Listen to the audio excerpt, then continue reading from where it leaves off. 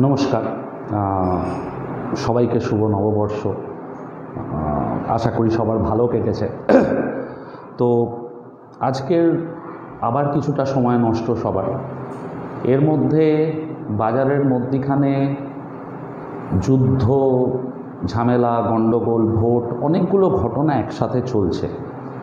কিন্তু ঘুরে ফিরে বারবার একই কথা। যারা বোধহয় আমাদের ফ্রি হোয়াটসঅ্যাপ গ্রুপে আছো তারা জানো যে ননস্টপ একটা কথাই বলে যাচ্ছি যে বাজারের কোর খুব সলিড। ডাউ থিওরি থেকে আমরা বুঝতে পারছি যে বাজারের কোর খুব সলিড। তো যার জন্য হয়তো আমরা সাময়িক একটা ডামাডোল দেখতে পাবো, কিন্তু বাজার এই মুহূর্তেই খুব খারাপ হওয়ার কিছু নেই। বিশেষ করে আজকের নিফটির মুভমেন্ট দেখে সবাই সেটা বুঝতে পেরেছ। আর ইভেন আজকে সকালে আমরা মেসেজও দিয়েছিলাম বাজার খোলার আগেই যে প্রথম 1 ঘন্টা দেখো, নিফটি যদি 21,800 হোল্ড করে বাজার ওপরে চলে যাবে। আর বাজার তারপর কতটা ওপরে গেছে, কি হয়েছে না হয়েছে সবাই দেখতে পাচ্ছ। এবার ব্যাপার হচ্ছে এই যে আমরা বলছি 21,800 বা 22,500, এই যে ডেটাগুলো বা এই যে পয়েন্টগুলো, নিফটির হোক বা ব্যাঙ্ক নিফটির 46,000 জোন, ওপরে 48,500 জোন, এইগুলো তো আকাশ থেকে পড়ছে না। এগুলো বিভিন্ন ওপেন ইন্টারেস্ট ডেটা হোক বা বিভিন্ন চার্টে ট্রেন্ড লাইন হোক, খুব সহজ সরল একটা দুটো সরল রেখা চার্টে এত অসাধারণ কাজ করে যে সেটা ভাবনা চিন্তার বাইরে। তো এই ছোট্ট ছোট্ট জিনিসগুলো কিন্তু খুব ইম্প্যাক্ট দেয়। এবার কতটা আমরা ভরসা করি, কতটা আমরা বিশ্বাস করি বা কতটা আমরা খাটাখাটনি করি, সেটা একটা ইম্পর্টেন্ট কোয়েশ্চেন। এবার ব্যাপার হচ্ছে এই মুহূর্তে দাঁড়িয়ে তাহলে বাজারের ভিউ কী নেব? আবার সেই বাজারে পতন নেই, সেই হেনা তেনার মেসেজ লাগবে। আবার বলছি, ভিক্স যতক্ষণ না 16 ক্রস করছে আমাদের ভয় পাওয়ার খুব বেশি কিছু নেই। ভিক্সের সাথেই আরেকটা ইম্পর্টেন্ট ডেটা হয়, আমি বলেছিলাম যে এগুলো হচ্ছে কোয়ান্টিটিভ অ্যানালিসিসের পার্ট। তো PCR data, put call ratio. তো পুট কল রেশিও এখনও আমাকে সেরকমভাবে কিছু দেখাচ্ছে না। বাজারে ওভারঅল মিড ক্যাপ সেক্টর বা লার্জ ক্যাপের চার্ট যে খুব খারাপ সেটাও নয়। সেল যখন আসছে বাজারে আমরা ভলিউম দেখতে পাচ্ছি না। আমি সবসময় বলি যে কেউ যে কোনো জায়গায় যা খুশি শিখতে পারো, ভলিউম অ্যানালিসিস শেখাটা মাস্ট। কারণ একটা খুব সিম্পল জিনিস আজ থেকে 300 বছর আগে ডাউ থিওরিতে বলা আছে, 300 বছর আগে বলছি, 100 বছর আগে ডাউ থিওরিতে বলা আছে যে ভলিউম কনফার্মস দ্য ট্রেন্ড। কোনো জিনিসের দাম তখনই বাড়বে যদি সেটা লোকে কেনে, কোনো জিনিসের দাম তখনই পড়বে লোকে যদি সেটাকে বেচে। এবার আমরা স্টক মার্কেটে হামেশাই কি দেখি যে উইদাউট ভলিউম স্টক ওপরে যায়, ব্রেকআউটের জায়গায় ফেক আউট হয়, আমরা স্টক কিনে ফেঁসে যাই। ঠিক তেমনই উইদাউট ভলিউম স্টকে ফলও আসে। আজকের খালি ভলিউম অ্যানালিসিসের ওপর আমরা কাজ করে ভগবানের দয়ায় যাই হোক চলছে, খারাপ নয়। কিছু স্টক অবশ্যই ফাঁসি আটকে যায়। এটার জন্য সবসময় বলি যে আমাদের সাইকোলজি নিয়ে 3 থেকে 6 মাসের একটা খেলা চলে। তো এই যে 3 থেকে 6 মাসের খেলাটা চলে, এই ফেজটাতে রিটেল ধৈর্য ধরতে পারে না।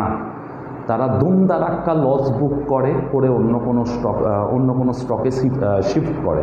তো এই জায়গাটাতে কিন্তু রিটেলকে বারবার সাবধান হতে হবে যে কোনো স্টকে যখন তারা ইনভেস্ট করছে 3 থেকে 6 মাস সেই স্টকটা পয়সা দিতে সময় নেবে। এভারেডি ব্যাটারি বলেছিলাম, ফ্রি গ্রুপ আমাদের যেটা রয়েছে সেখানে আমাদের রিসার্চ যেগুলো ভাল লাগে। আমরা রাজা ব্যাটারি বলেছিলাম আমরা। তো প্রত্যেকটা স্টক পয়সা দিচ্ছে। কিছু স্টক অনেক নিচে চলে গেছিল, স্মল ক্যাপের সেবির বিভিন্ন রিপোর্ট বা ইত্যাদির জন্য তারা রিকভার দিচ্ছে। হোপফুলি বাজার থেকে বেরিয়ে যাব। তবু খালি একটা সাবধানবাণী দিয়ে যাব, ভোলাটিলিটি যেহেতু আস্তে আস্তে একটু করে বাড়ছে, এই টাইমটাতে কিন্তু বাজারে ওপর নিচ যেদিকেই খেলুক, আজ 200 পয়েন্ট মাইনাস বা কাল 200 পয়েন্ট প্লাস, বাজার ওপর নিচ বড় খেলবে। তো এই জায়গা থেকে ইন্ট্রাডে ট্রেডিংটা খুব সাবধানে করা উচিত। আমার একটা ভিডিও ছিল ভোলাটিলিটির ওপর, যে মান্থলি ভোলাটিলিটির ওপরেও একটা স্টকের সাপোর্ট বা একটা স্টকের রেজিস্ট্যান্স খুঁজে বার করা যায়। উইপ্রো স্টুডেন্টদেরকে ক্লাসে বলেছিলাম, উইপ্রো হচ্ছে তার একদম এক্স্যাক্ট উদাহরণ। 440 টাকা ছিল অ্যাজ পার ভোলাটিলিটির অঙ্কে ওর সাপোর্ট এই মান্থে, আর আজকের ঠিক 437-38 লো করেও সোজা 452-54 অবধি বাউন্স ব্যাক দিল। তো এবার দেখা যাক ওটা আগামী দিনে কতটা কি কন্টিনিউ করে না করে। ইভেন নিফটিরও ভিক্সের অঙ্ক কষে 21,800 সাপোর্ট লেভেল আসছিল, ও সেটা মেনটেন করেছে। এবার আসি মেন ব্যাপারে। এই মুহূর্তে একটু কোনো স্টকের ভিউ আর দেবো না, যখন যদি কারুর মনে হয় যে আমাদের যে লার্নিং প্রসেসের জন্য, অবভিয়াসলি আমি কোনো সেবি রেজিস্টার্ড অ্যানালিস্ট নই, অবশ্য তাতে মনে হয় না আজকের ডেটে আর কিছু যায় আসে, কারণ অনেকেই যাই হোক। তো কারুর যদি মনে হয় যে সুইং ট্রেডিংয়ের ক্ষেত্রে তাদের একটু হেল্প দরকার বা একটু গাইডলাইন দরকার, বা একটু রিসার্চ কীভাবে করতে হয় বা না করতে হয় সেই ব্যাপারে হেল্প হলে ভালো হয়, তাহলে প্লিজ আমাকে একটু হোয়াটসঅ্যাপ করবেন। ডেসক্রিপশানে আমার হোয়াটসঅ্যাপ নাম্বার দেওয়া রয়েছে, বা আমাদের পুরো টিমের হোয়াটসঅ্যাপ নাম্বার দেওয়া রয়েছে। আপনাকে আমরা আমাদের গ্রুপে অ্যাড করে নেব, সেখানে আমরা যেরকম যতটুকু আমাদের স্বল্প ক্ষমতায় বুঝি, মানে কি বলবো, দিতে থাকি। আর রিসেন্টলি জাস্ট খালি দুটো ব্যাপারে সাবধান করব। আর্টিফিশিয়াল ইন্টেলিজেন্স বা এআই, প্রচুর লোকের কাছে ফোন যাচ্ছে যে আমাদের এআই দিয়ে ট্রেডিং হয়, হ্যানা ত্যানা, প্রফিট করিয়ে দেবো, এই করে দেবো। বারবার সাবধান করি কিছু বিষয়ে, কোথাও না কোথাও মনে হয় যে খালি শেয়ার নিয়ে দুটো কথা বলে সাবস্ক্রাইবার বাড়ানোটা হয়তো শুধু কাজের কথা নয়। তো এই সব চক্কর থেকে দূরে থাকুন। কোনো কিছু একই কথা রিপিটেডলি প্রত্যেক ভিডিওতে বলবো, পরিশ্রমের কোনো বিকল্প নেই। স্টক মার্কেটে কোনো এআই বা কিছু ওই ধরনের এখনও কেউ ট্রেড করে পয়সা কামিয়ে দিচ্ছে না, যে যাকে পয়সা দিলেই রোবট ট্রেড করে কোটি কোটি টাকা কামিয়ে দেবে। রোবট ট্রেড করে যা কামাবে আপনি একটু খাটলে তার চাইতে অনেক বেশি কামাবেন। দু নম্বর জিনিস। 3 নম্বর জিনিস হচ্ছে, ঠিক এই এআইকে ইউজ করে কিছু লোক ফেসবুকে চালাচ্ছে যে মহেন্দ্র সিং ধোনি তাদের নাম বলছে যে তাদের কাছে সার্ভিস নিতে, কখনো মুকেশ আম্বানি তাদের নাম বলছে, তো কখনো হয়তো নরেন্দ্র মোদীকেও এআই দিয়ে ইউজ করে দেখিয়ে দেবে যে নরেন্দ্র মোদী অরিজিৎ সিং বলছে যে, মানে সাপোজ আমার কাছ থেকে আর কি সার্ভিস নিতে, আমি খুব ভালো বুঝি, খুব ভালো করি। তো এই ধরনের কোনো ট্র্যাপে পড়বেন না, ঠিক আছে? এআই এর সাহায্যে যা খুশি করা যায়, এর গলার ভয়েস ওর মুখে, ওর কথা ওর মুখে বসানো যায়, এগুলো জেনুইন নয়, এগুলো সমস্তই সফটওয়্যারের কেরামতি। আর লাস্ট বলবো, কিছু লোক আরও একটা জিনিস ফেসবুকে করছে, যেটাকে বলা হয় কি বলবো, লোককে ম্যানুপুলেট করা বা লোভ দেখানোর জন্য একটা করে স্ক্রিনশট পোস্ট করে দেয় যে আমি আজকে 1.5 লক্ষ কামালাম, আমি আজকে 2 লক্ষ কামালাম। আমার কাছে খুব সিম্পল কথা, ভাই 1.5 লক্ষ 2 লক্ষ কামাচ্ছ, লোক প্রচার করতে বেরিয়েছো কেন? আরও ভালো করে ট্রেডিং করো ফেসবুক ছেড়ে, 5 লক্ষ কামাও, সেটা তো বেটার না তোমার জন্য। আমি 1.5 লক্ষ টাকা স্ক্রিনশট পোস্ট করে করে লোককে ডাকছি আমার কাছে আয়, তোদের কোটিপতি বানাবো। এই জিনিসগুলো করবেন না। আর যদি আপনার সত্যি, কারণ আপনিও জানেন যে স্ক্রিনশটকে এডিট করা যায়, আমিও জানি স্ক্রিনশটকে এডিট করা যায়, 1 নম্বর। আর 2 নম্বর জিনিস হচ্ছে, হেজিংয়ের সিচুয়েশানে প্রফিটটাকে বুক করব, সেটাকে দেখাবো প্রফিট হয়েছে, আর যে পজিশানটাতে লস রয়েছে সেটাকে দেখাবো না। পুরো হোল্ডিংটাই বোধহয় শেয়ার করা উচিত, শুধু ওই বুকড প্রফিটটাকে না শেয়ার করে। সেটা দেখাতে হলে আমরাও আমাদের স্ক্রিনশটে 5 লক্ষ 7 লক্ষ দেখিয়ে দেবো এক্ষুনি এখানে ওপেন ফোন খুলে। তো এই জিনিসগুলো করে মানুষকে ভুল বোঝাবেন না, বা কি বলবো, তাদের মনে একটা এরকম এক্সপেকটেশন তৈরি করে দেবেন না যে এই বাজারটা খুব সহজ, পার ডে 1.5 লক্ষ 2 লক্ষ রোজগার হয়। তাহলে মিউচুয়াল ফান্ড মানে জানি না, যাই হোক, আপনাদের কি চিন্তা ভাবনা মাথায় কাজ করে আমার মাথায় ঢোকে না। যাই হোক, এর পরের কথা হচ্ছে যে আজকের ভিডিওটা কী নিয়ে। বেনার সাইকেল থিওরি স্টক মার্কেটের অন্যতম ইম্পর্টেন্ট জিনিস। বেনার সাইকেল হচ্ছে কি, ওয়ার্ল্ড ওভার স্টক মার্কেট কখন কখন পিক করবে, কখন কখন বাজারে বড় ফল আসবে, কোন বছরগুলোতে আমাদের শেয়ার কেনা উচিত, কোন বছরগুলোতে আমাদের বাজার থেকে বেরিয়ে যাওয়া উচিত, আজ থেকে 150 বছর আগে 1875 সালে স্যামুয়েল বেনার নামে এক ভদ্রলোক এই প্রেডিকশান বানিয়েছিল যে আপ টু নেক্সট 100 বছর, নেক্সট 150 বছর বা নেক্সট 200 বছর কী হতে পারে। যদি আমরা ওর একখানা স্ট্রাকচার বানিয়ে দিয়ে গেছিলো, যে স্ট্রাকচারের ছবিটা থাম্বনেলে দেওয়া রয়েছে। অবভিয়াসলি ওইটুকু জায়গায় পুরো ছবিটা আমি দিতে পারিনি, কারুর যদি মনে হয় হোয়াটসঅ্যাপ করো, আমি পুরো ছবিটা দিয়ে দেবো, বা গুগল করলেও তোমরা পেয়ে যাবে। একটু মন দিয়ে যদি স্ট্রাকচারটাকে দেখো, স্ট্রাকচারটা লাস্ট যতটা বছর পেরিয়েছে আপ টু 2023-24 অবধি কিন্তু স্ট্রাকচারটা অসাধারণ কাজ করেছে। প্রচুর লোক ব্যাপারটাকে নিয়ে রিসার্চ করেছে যে স্যামুয়েল বেনার অ্যাকচুয়ালি একজন চাষি ছিল, যদিও বড় লোক চাষি ছিল।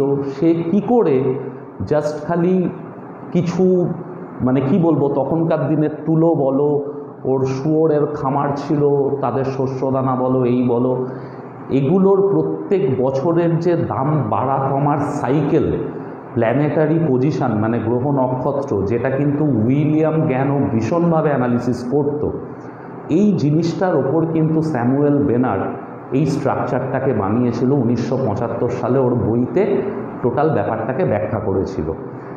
এবার অবভিয়াসলি সায়েন্টিস্টরা বলবে যে জিনিসটার মধ্যে কোনো যুক্তি নেই, বাট যুক্তি না থাকলেও কথাগুলো এমনভাবে মিলেছে ভাবনা চিন্তার বাইরে। রিসেন্ট টাইমের কিছু ঘটনা খালি আমি স্ট্রাকচারটা থেকে মনে করাই। এই স্ট্রাকচারের হিসেবে বলা হয়েছিল যে 1999 সালে বাজার পিক করবে। উনি কিন্তু 1875 সালে বসে প্রেডিকশান নিয়েছিলেন বাজার একটা পিক আসবে 1999 সালে, তারপর বাজারে একটা ক্র্যাশ আসবে। বাজারের বড় বড় ক্র্যাশগুলো, আবার বলছি বিশাল বড় বড় ক্র্যাশ, যেগুলো আমরা ভাবনা চিন্তা করি না, সেই ধরনের ক্র্যাশের প্রেডিকশান ভদ্রলোক দিয়ে গেছে। কেন হবে, কি কারণে হবে জানি না, কিন্তু উনি অঙ্ক কষে বলে দিচ্ছেন প্ল্যানেটারি পজিশান বা সাইকেল থিওরি অনুযায়ী। ওনার লজিক জানা নেই কোন সাইকেল থিওরির ওপর কী অঙ্কে উনি প্রেডিক্ট করেছেন জিনিসগুলো। 1999 সালে উনি বলেছিলেন স্টক মার্কেট পিক করবে। 2000 সালে যারা পুরনো মার্কেটের ট্রেডার তারা জানে যে Y2K, ওই 2000 সালে 3টে জিরো আসবে, আইটি কোম্পানিগুলোর মাথা খারাপ হয়ে কিন্তু বাজার পড়েছিল। আবার বলছি 2000 সালে 1999 বাজার পিক করবে, 2000 সালে বাজার ক্র্যাশ এসেছিল স্টক মার্কেটে। উনি তার 100 বছর আগে বলেছেন, 125 বছর। তারপর উনি কি বলেছিলেন যে 2019 সালে বাজার পিক করবে। 2020-তে আমরা সারা বিশ্ব জুড়ে কি দেখেছি, বাজারকে কতটা ক্র্যাশ করতে দেখেছি আমরা প্রত্যেকে জানি।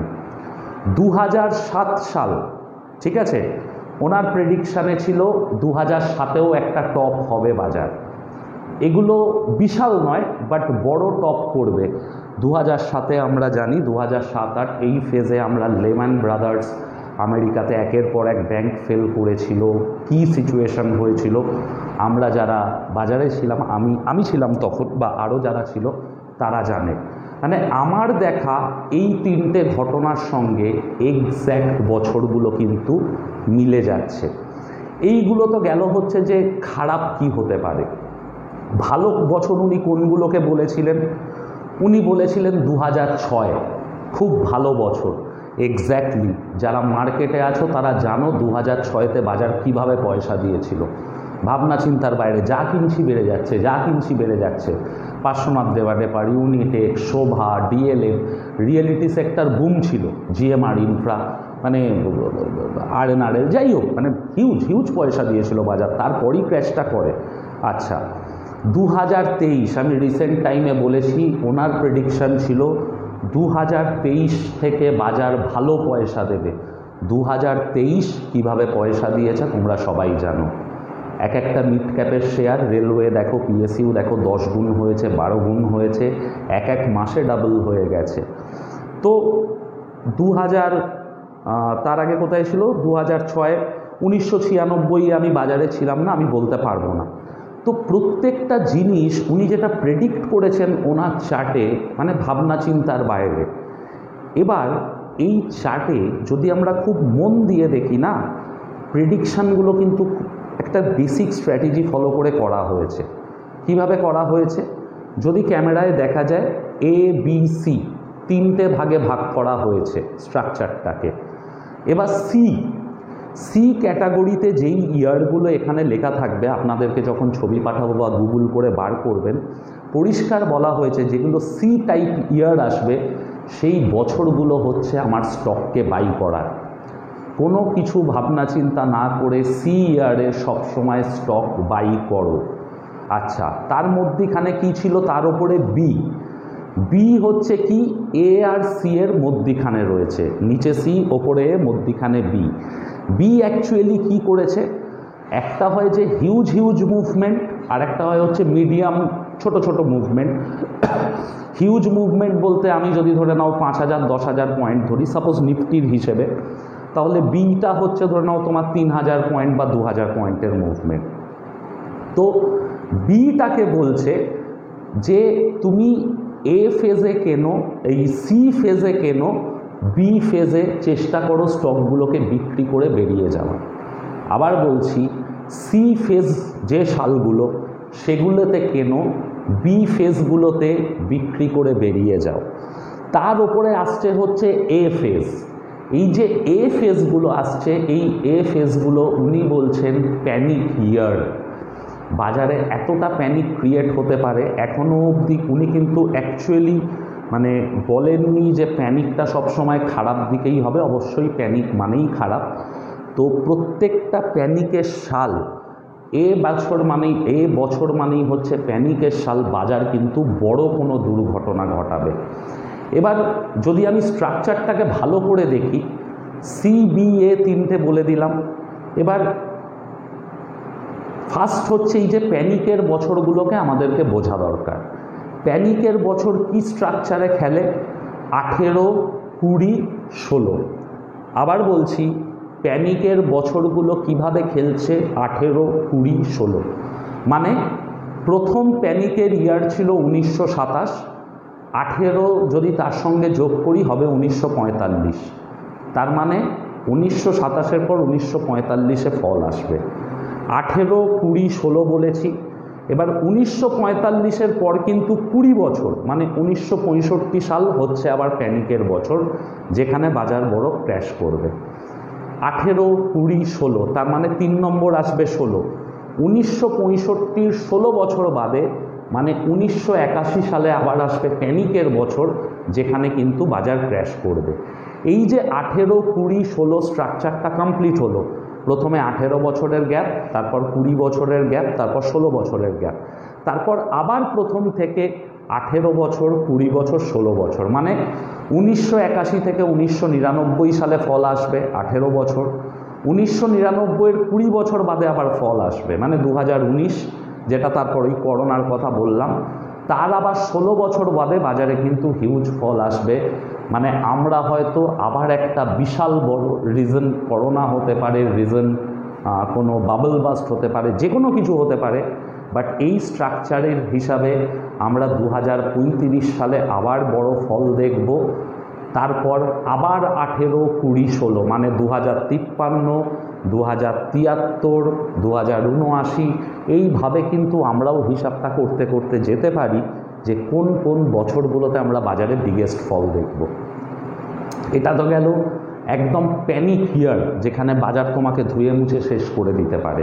আর এটা কিন্তু মিলছে, লজিক না থাকলেও বলতে পারি যে 95% অ্যাকিউরেসি এই টাইম সিরিজ ক্যালকুলেশনটা, যার জন্য থ্যাঙ্কস টু দিব্যেন্দুদা এই স্ট্রাকচারের ছবিটা আমার কাছে একটা টাইমে ছিল। আমার পুরনো ফোন নষ্ট হওয়াতে আমি হারিয়ে ফেলি, ছবিটা আমি খুঁজে পাচ্ছিলাম না। তো যাই হোক, দিব্যেন্দুদা আমাকে খুঁজে পাঠায়। ঠিক তেমনই এটা তো গেল সেলের দিক। তাহলে একটা সিচুয়েশান আসবে যেটাকে আমরা বলছি সি ইয়ার, ABC এর সি ইয়ার, যেগুলো প্রচণ্ড মানে কি বলবো, এরকম সিচুয়েশান আসবে যে বাজার এরকম ফেজে আসবে যে চোখ কান বুঝে আমাকে স্টকগুলো সেই বছরগুলোতে বাই করতে হবে। এবার এই যে বাইং ইয়ারগুলো হয় সেটা আবার কি স্ট্রাকচারে খেলে? 7, 11, 9। আগেরটা যেমন 18, 20, 16 ছিল, এটা 7, 11, 9।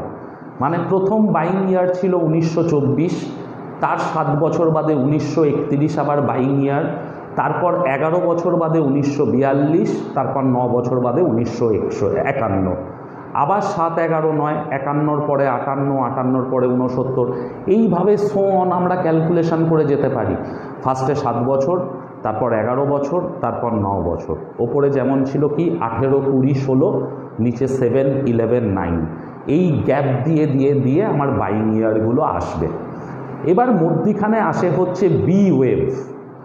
বি ওয়েভটা কি, বাজার তো সবসময় করোনার ঘটনা ঘটে না, একটা ঠিকঠাক সিচুয়েশান, একটা নর্মাল কন্ডিশনেও বাজার ফল হয়। সেই ফলগুলো উনি কীভাবে ক্যালকুলেট করেছিলেন? 8, 9, 10। মানে 1926 ছিল 8, তারপর হবে মানে 1926-এর 8 বছর বাদ পরে 1926 থেকে শুরু, 9, 10, 8, 9, 10, 8 এই স্ট্রাকচারে কিন্তু চলছে। নিচেরটা চলছে 7, 11, 9, মধ্যিখানেরটা চলছে 9, 10, 8, ওপরেরটা চলছে 18, 20, 16। এবার এর মধ্যিখানেও ছোট ছোট ফেজ আছে, যে এ ফেজ থেকে বি ফেজে যেতে কত বছর লাগাবে, এ ফেজ থেকে সি ফেজে যেতে কত বছর লাগাবে, বা সি ফেজ থেকে এ ফেজে আসতে কত বছর লাগাবে। মানে ধরে নাও 2019টা ছিল এক্সট্রিম খারাপ, মানে 2020টা, সেখান থেকে এক্সট্রিম ভালো হতে সময় লেগেছে 2023, মানে 3 বছর। তো এই যে 3-6-এরও একটা স্ট্রাকচার আছে। তো এতটা ডিটেলস হয়তো মুখে বলে বোঝানো পসিবল নয়, তো আর এতটা ছবিটাকে ইন ডিটেল বোর্ডে এঁকে বোঝানো পসিবল নয়। তো মোটামুটি যতটা পারলাম আমি বোঝালাম। তোমরা যদি একটু মন দিয়ে ছবিটাকে দেখো, এটার জন্য কোনো রকেট সায়েন্স না, স্ট্রাকচারটা খুব সহজ সরলভাবে এঁকে বোঝানো আছে। খালি মনে রাখবে যে এই স্ট্রাকচারটা কিন্তু হয়তো সায়েন্টিস্টরা কোনো লজিক খুঁজে পাচ্ছে না, কেন প্রেডিকশান করলো। শুয়োরের শস্য দানার দাম দেখে সে পুরো স্টক মার্কেটের বানিয়ে দিল, অনেকেই আমরা বিশ্বাস করতে চাইবো না, বাট মিলছে তো। আমি তো পরিষ্কার উদাহরণ একের পর এক দিয়ে দিলাম বছরগুলো, যেগুলোতে আমরা বাজারে হিউজ খারাপ দেখেছি। তো বেনার সাইকেল, স্যামুয়েল বেনারের তৈরি, আমাদের বাজারের টাইম সিরিজটাকে নিয়ে অসাধারণ কাজ করে। সেটা ওয়ার্ল্ড মার্কেট হোক, বেসিক্যালি এটা ইন্ডিয়ান মার্কেট না। যখন এই ক্রাইসিসগুলো এসেছে, এটা কিন্তু সারা পৃথিবী জুড়ে এসেছে। 1999 হোক, 2007-08 হোক, 2019-20 হোক, পুরো ওয়ার্ল্ড ওভার জুড়ে এসেছে ক্রাইসিসগুলো। তো এই মুহূর্তে দাঁড়িয়ে তাহলে আমাকে বেনার সাইকেল কি বলছে? 2023 থেকে 2026 এই 3 বছর তুমি বাজার নিয়ে চিন্তা করো না। 2023 থেকে 2026 বাজার মানে হেভি পয়সা দিতে চলেছে। 2026 হবে হয়তো আমাদের জন্য একটা প্রফিট বুকিংয়ের সিচুয়েশান, যেখানে হয়তো ছোটোখাটো কোনো ঘটনায় বাজার আবার একটু নিচের দিকে আসবে। আলটিমেট বাজারে কিন্তু আবার বড় প্যানিক ক্রিয়েট হবে 2032 সালে। তো যতটুকু আমি বুঝেছি বা যতটুকু আমার স্বল্প জ্ঞান বুদ্ধি তোমাদের সাথে শেয়ার করলাম বেনার সাইকেলটা, প্লিজ তোমরা একটু দেখো। সব সময় যে কি বলবো, জ্যোতিষবিদ্যা এখানে কাজ করে স্টক মার্কেটে, সেটা WD জ্ঞান প্রফিট করে প্রমাণ করে দিয়েছে। তো কিছু জায়গাতে যখন জিনিসগুলো মিলছে, আর আমাদের চার্ট অ্যানালিসিস হোক বা আমাদের কোয়ান্টিটিভ অ্যানালিসিস হোক, এই দুটো জিনিসের বেস হচ্ছে হিস্ট্রি রিপিটস ইটসেলফ। তো হিস্ট্রি রিপিট করবে। তো যার জন্য আমি বলবো যে যাই হোক, অনেকে মেসেজ করে যে এই স্টক ওই স্টক হেনা তেনা। সরি, আরেকটা পয়েন্ট আমি মিস করে গেছি। এই কিছুদিন আগে একজন আমাকে মেসেজ করেছিল যে তার নাকি 4-5টা কম্পিউটার লাগে অপশান ট্রেড করে সে পয়সা কামায়। দাদা, আমি এই কথাগুলো আগেও বলেছি, হয়তো আমার রিপ্লাই করা উচিত নয়, সব ফালতু কথা, তবু স্টিল কোথাও না কোথাও আমারও গায়ে জ্বালা ধরে। মানে এই ধরনের কথা বলে কী পান আমি জানি না। যে মানুষটা চাকরি করে, যে মানুষটা টিউশনি করে নিজের সংসার চালায়, সে 4খানা কম্পিউটার চালিয়ে অপশান ট্রেডিং করবে, এটা তো আমি বুঝতে পারি না যে সত্যি এটা পসিবল কি না। 1 নম্বর। 2 নম্বর জিনিস হচ্ছে আপনি যদি 4টে কম্পিউটার চালিয়ে হিউজ প্রফিট করতেন বা হিউজ কিছু করতেন, তাহলে বোধহয় আপনি বসে বসে ইউটিউব ভিডিওতে কমেন্ট করতেন না। আমি কিন্তু এগুলোকে সোজা বলি, ঠিক আছে? আমি কত জ্ঞানী দেখানোর জন্য এর ভিডিওর নিচে কমেন্ট, ওর ভিডিওর নিচে কমেন্ট, এগুলো করে লাভ নেই। আবার বলছি, এই ধরনের কথাবার্তাগুলো মানুষকে জাস্ট বায়াস করে, মানুষের ক্ষতি করে। তো ওই SDFX ফরেক্স যেটা করেছে, এখন কেউ ক্যাপিটাল পাচ্ছে না, ইন্টারেস্ট পাচ্ছে না, এই জিনিসগুলো বলে লাভ নেই। তো যাই হোক, আজকের মতন এতটাই।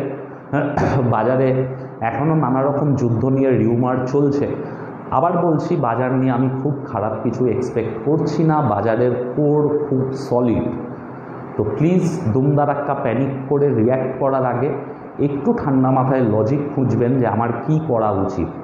কারণ হয়তো আপনার পাশে কোনো গাইড রয়েছে যার এক্সপিরিয়েন্স রয়েছে, এই ধরনের ঘটনায় যে ধাক্কা খেতে খেতে অভ্যস্ত, সে আপনাকে সাবধান করছে।